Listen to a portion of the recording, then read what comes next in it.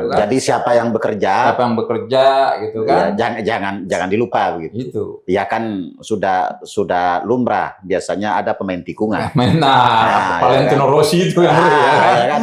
Jangan sampai juga nanti pemain tikungan yang lebih berjaya dibanding yang berjaya. Itu. Ya kan? Ya, mudah-mudahan kita semua sebagai relawan pendukung ini bisa menikmati Indonesia maju di mana kita menjadi pelaku begitu. Dan kita pun maju gitu. Kita pun maju ya. Assalamualaikum warahmatullahi wabarakatuh. Jumpa lagi bersama kami. Pada edisi kali ini kita akan membahas hasil penetapan dari Mahkamah Konstitusi yang menetapkan bahwa pasangan calon nomor urut 2 Prabowo Subianto dan Gibran Rakabuming Raka sebagai pemenang pemilu pada tahun 2024. Putusan tersebut sekaligus menegaskan bahwa narasi yang dituduhkan oleh pihak-pihak tertentu tentang adanya praktek kecurangan dan bentuk-bentuk keterlibatan pihak-pihak tertentu itu tidak bisa dibuktikan di Mahkamah Konstitusi. Dan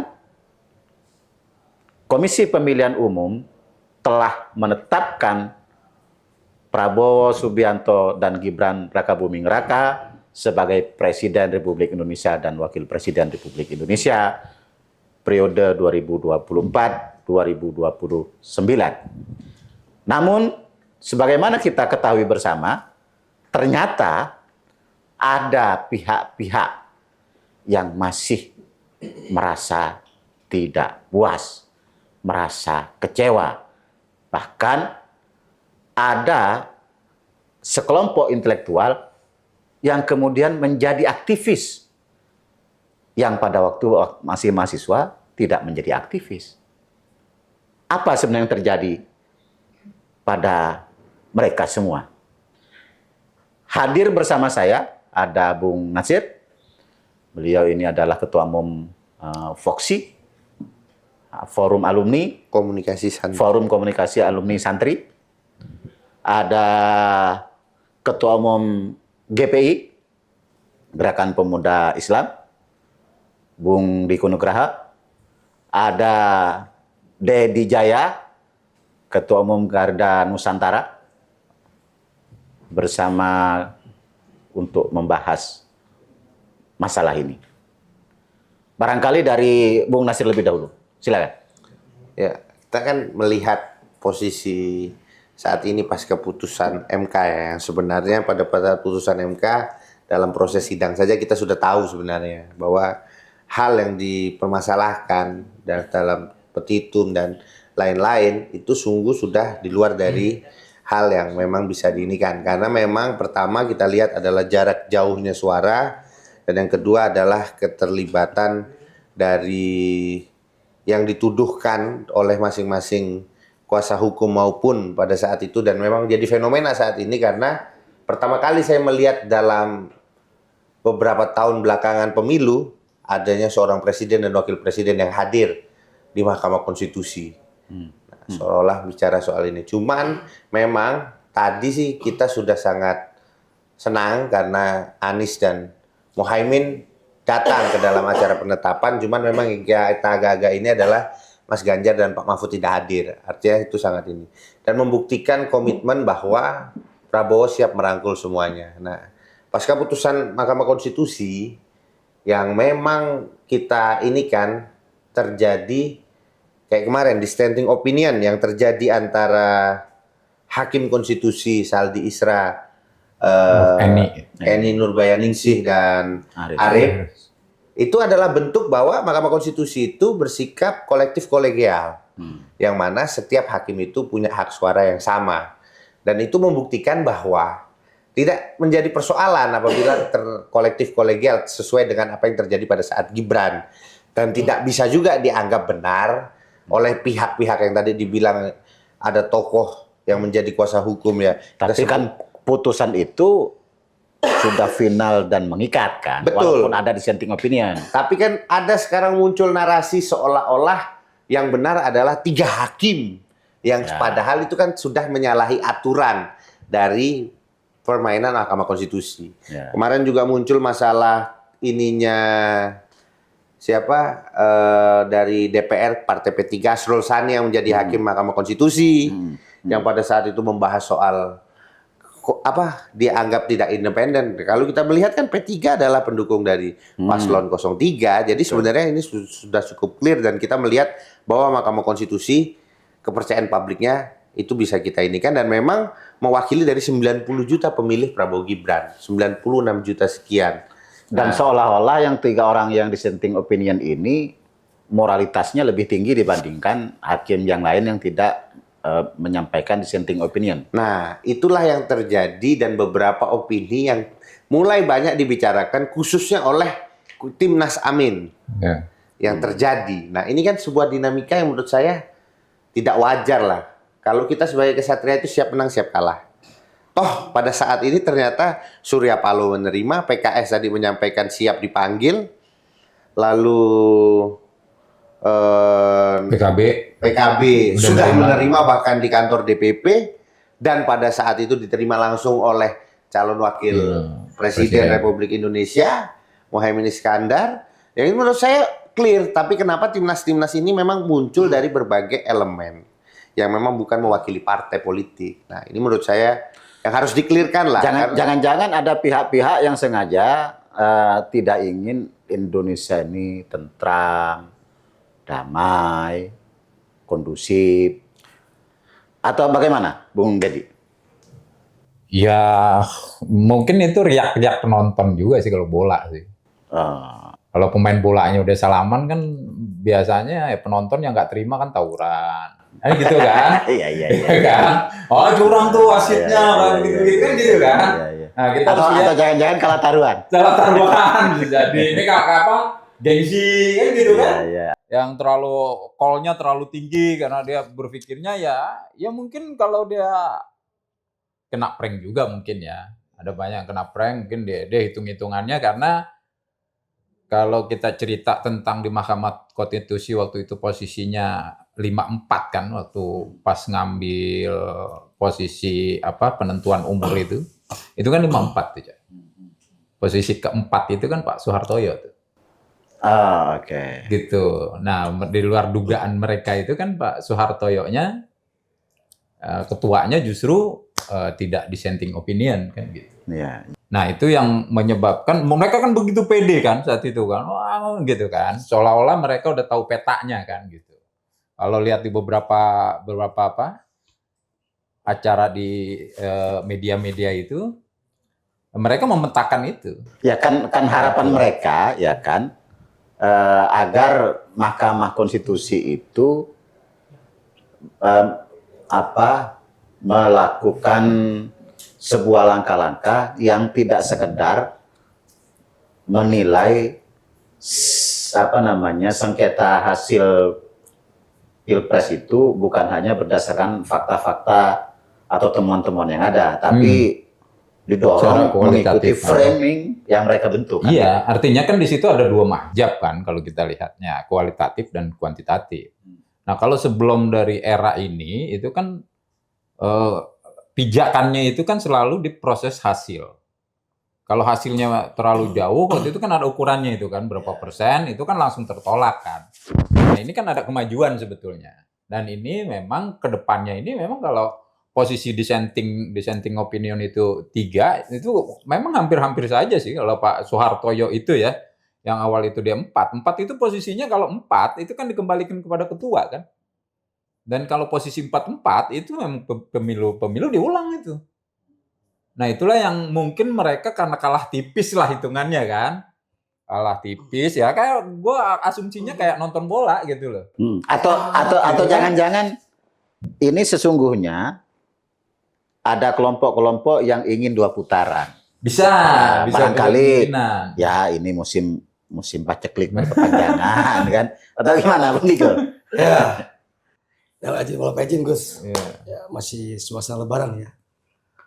Saya melihat fenomena sengketa pemilu semenjak pemilu kita langsung ya, MK menjadi harapan terakhir bagi kontestan yang kalah maupun yang diuntungkan. Tapi ada yang berbeda di situasi hari ini, Gus. Kita bisa melihat dari materi-materi gugatan, kesiapan pengajuan dalil. Nah, kelihatan dari risalah persidangan, Gus ya, saya baca sangat lemah sekali dari pihak pemohon ini. Nah, ini yang memungkinkan sangat mudah bagi hakim-hakim MK ini untuk menentukan putusan. Nah, yang lucunya, Gus, ini yang lucunya ya. Ini memang proses ini kan dari Ramadan, Gus ya, sampai sekarang masuk ke Lebaran Idul Fitri. Nah, suasana yang dibangun ini justru tidak memperlihatkan suasana tradisi kita. Yang dibangun adalah narasi kebencian, narasi klaim, narasi overacting semua. Nah, saya ngelihat inilah yang provokatif. saya ngelihat ya, kok budi pekerti kita para pemain dalam konteks ini adalah para penggugat, kok tidak menghitung sendi-sendi moral. Ini yang saya selaku kaum yang inilah ya, yang masih pemerhati di bidang situ, ada masalah apa? Ini soal moral, bukan soal demokrasi lagi, Gus. Karena kalau soal gugatan material, soal dalil, kan semua terbuka. Semua terbuka, nggak ada yang tutupi. Nah, ada masalah di sini yang tidak fair. Nah, bagi saya, ini perlu ditinjau kembali. Apakah memang ini soal murni sengketa demokrasi, atau memang murni memang ini adalah sengketa kepentingan? Oke. Sebagai pendukung pasangan nomor urut 2 pada Pilpres tahun 2024, tentu kita semua ada harapan. Kira-kira apa harapan terhadap Bapak Prabowo dan Mas Gibran sesudah ditetapkan oleh KPU sebagai pemenang pemilu atau sebagai presiden dan wakil presiden terpilih?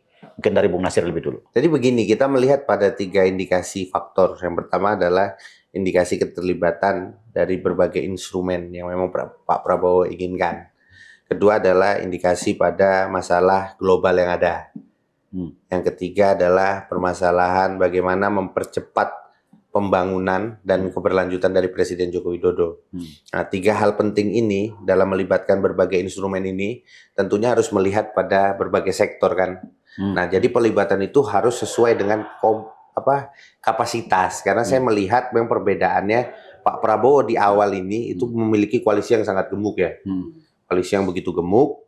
Sedangkan pada periode Jokowi yang pertama itu sangat ini, dan Pak Jokowi punya punya persentase golongan partai dan golongan profesional. Nah, kita harapkan ini juga terjadi di era kepemerintahan. Maksudnya lebih akomodatif terhadap relawan begitulah ya. Kalau saya tidak bicara soal relawannya, tapi saya bicara adalah pada kapasitas. Mau itu berangkat dari background relawan, mau itu berangkat dari background apapun. Ya tentu dalam dunia politik itu kan tidak melepas atau tidak menafikan adanya take and give. Jadi Bung Nasir ini masih ngecat langit. Jadi maklum karena forum komunikasi santri memang tidak boleh terlalu terlek. Dari Bung Dedi, silakan. Ya sederhana lah, jangan lupa gitu kan. Jangan lupa injak bumi kira-kira gitu ya kan. Jangan tinggalkan pendukung begitu jangan ya. tinggalkan pendukung kan gitu kan. Kalau dari sisi dia tantangannya pemerintah ke depan kan geopolitik. Maksudnya dia memang jadi kan begini maksudnya. Ada harapan ideal untuk bangsa dan negara, tapi ada harapan yang sangat manusiawi terhadap para pendukungnya. Para pendukung, jangan lupa sama pendukung. Iya. Kan gitu. Jadi jangan tinggalkan pendukung. Jangan pendukung dan jangan kuping tipis. Maksudnya kuping tipis bagaimana? Kan hari ini di lingkaran itu kan banyak intrik, banyak gitu, harus lebih banyak project gitu kan. Jadi siapa yang bekerja gitu kan. Ya, jangan dilupa begitu. Itu. Ya kan sudah lumrah biasanya ada pemain tikungan. Valentino Rossi itu yang kan. Jangan sampai juga nanti pemain tikungan yang lebih berjaya dibanding yang berjaya. Itu. Iya kan? Gitu maksudnya. Iya. Ya kalau kata orang itu ayam punya telur, sapi punya nama. Nah, makanya ada telur mata sapi. Jangan Nah, sampai seperti itu lah. Jangan sampai seperti itu. Ya, mudah-mudahan kita semua sebagai relawan pendukung ini bisa menikmati Indonesia maju di mana kita menjadi pelaku begitu. Dan kita pun maju gitu. Nah, kita maju ya. Jangan lupa Indonesia maju kita enggak. Ya. Ya, Kalau ya, bagi Diga, saya gimana? sudah saatnya hari ini Prabowo, the real Prabowo. Iya. Jadi membuktikan apa yang menjadi tujuannya, membuktikan apa yang menjadi cita-cita dan kemampuannya. Nah, kedua, saya meminta juga dengan mohon kepada lawan politiknya, kepada yang berkepentingan, agar dilapangkan dadanya, buka mata, buka telinga, kembali kepada kejujuran hati. Karena sesungguhnya pertarungan yang dimainkan itu adalah banyakkan improv drama, banyakkan manuver yang memang itu ada hidden dan agenda. Saya hanya mengimbau, marilah kita kembali ke fitrahnya, jujur kembali lah. Ya, semoga kita sama-sama membangun negeri ini. Saya yakin Pak Prabowo berpegang teguh terhadap sebagai jiwa negarawan ya, dan lawan politiknya sebagai orang yang ngaku cerdas, hebat, juga membuktikan dedikasi dirinya. Ya begitu saja saya. Pemirsa, kita paham dan kita mengetahui bahwa Bapak Prabowo Subianto sesudah ditetapkan sebagai presiden terpilih adalah sosok individu yang sudah selesai dengan dirinya sejak jauh sebelum menjadi Presiden Republik Indonesia. Tentu kita semua berharap lebih kepada beliau dalam memimpin Indonesia ke depan karena sudah melepaskan urusan-urusan kebutuhan-kebutuhan yang bersifat personal. Sehingga tentu kita semua yakin bahwa Bapak Prabowo akan betul-betul fokus jiwa raga memikirkan kemajuan bangsa, negara, dan seluruh rakyat Indonesia. Dan dalam rangka mewujudkan itu semua, tentu beban ini tidak semata-mata ada pada satu orang bernama Bapak Prabowo Subianto, walaupun dia adalah penanggung jawab utama terhadap masa depan bangsa ini. Di situ ada partai politik, dalam hal ini adalah Koalisi Indonesia Maju, yang tentu juga akan merangkul partai-partai atau kelompok-kelompok yang lain. Dan di situ juga ada para relawan yang setia mendukung dan akan mengawal kepemimpinan beliau selama 5 tahun ke depan. Sekian. Wassalamualaikum warahmatullahi wabarakatuh.